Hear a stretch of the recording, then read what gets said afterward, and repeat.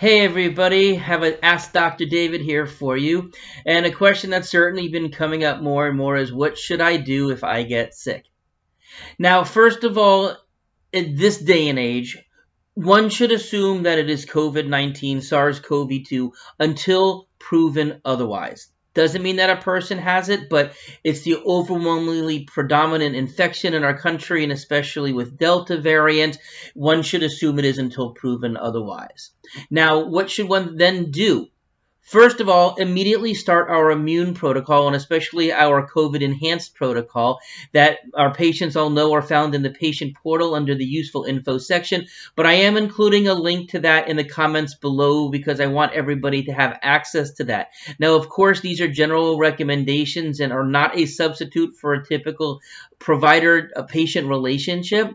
And the vitamin A, which is noted there, please note the actual amounts to take. There have been some people who have read this wrong and have taken way too much vitamin A. Too much vitamin A can be dangerous to a person's liver, so please verify the dose of vitamin A that you are going to be taking. And of course, this is age dependent based upon who the person is, and we have that information listed there as well.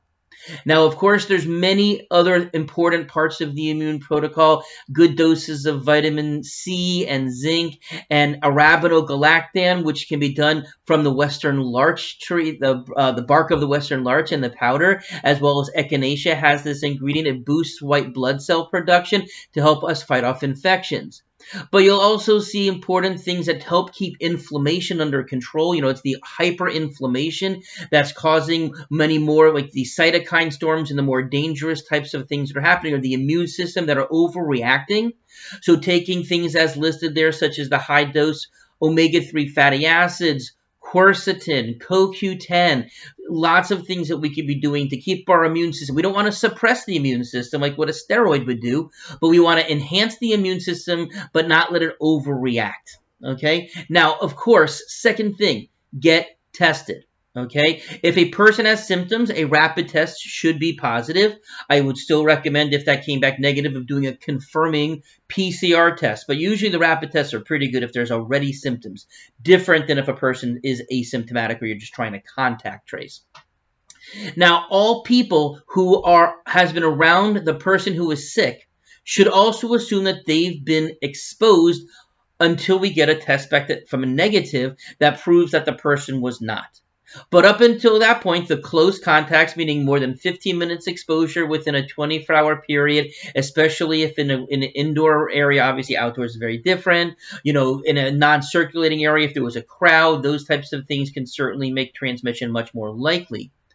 But at the same time, we want to make sure that we aren't out there spreading it to family members that we are unknowing. We don't want to spread it to our community. We know that, especially more frail people, there may be people in our community who don't have as good of a strong immune systems as us, or we may be younger and more able to fight this off, but we can't just assume that everybody out there is going to be the same as us.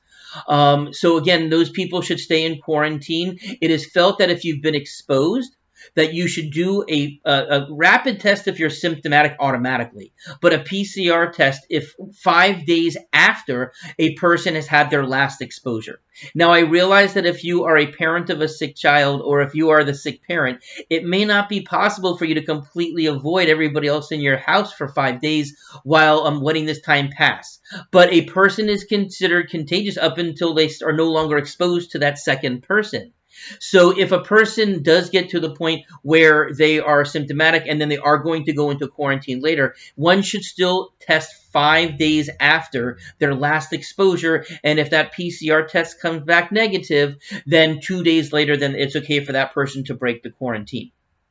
Now, if a person's choosing not to be tested, I've seen 10 days and I've seen 14 days, depending on the authority, of how long a person should be quarantined from their last exposure to the person in order for them to come out of quarantine, because even if they're there for 7 days, 10 days, but still exposed, they could still get exposed at the end to that person who already has the disease.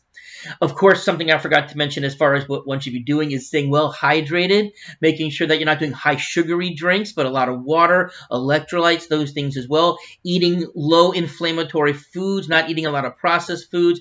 making sure that our intestinal health is kept well. That is really important for fighting off the hyperinflammatory responses that are the cytokine storms, the long COVID, and those types of things that happen. Now, of course, if a person who has COVID is getting more sick than it's just like a basic cold and it seems like it's going in the wrong direction, monoclonal antibodies. Hopefully you saw my video from last week where I went over this in more detail. A link for this has been put into the comments below, but I am not at all shying away from monoclonal antibodies. We've had a couple people just this week who have had some very nice turnarounds in the last 2 weeks, I should say. So I think that this is a very viable option for people because, one of the reasons to take it is that if you are at risk of getting more sick from the disease, and the way we know with COVID, and realistically anybody could get more sick, even your children. So keeping an eye on like how sick it is. If a person just has a mild cold and it doesn't progress to anything else like that, or had a fever for a day, that's not what it's to be used for. But if things seem to be trending in a more direction, or if a person's getting hit really hard, monoclonal antibodies is a great option. So I could go into much more detail about all of these, but I wanted to give you just a quick primer on things what to do. Please share this information with everybody. Please subscribe to this channel because we're going to continue to put out information like this, not just through the pandemic, but this is my new norm. All right, have a great day.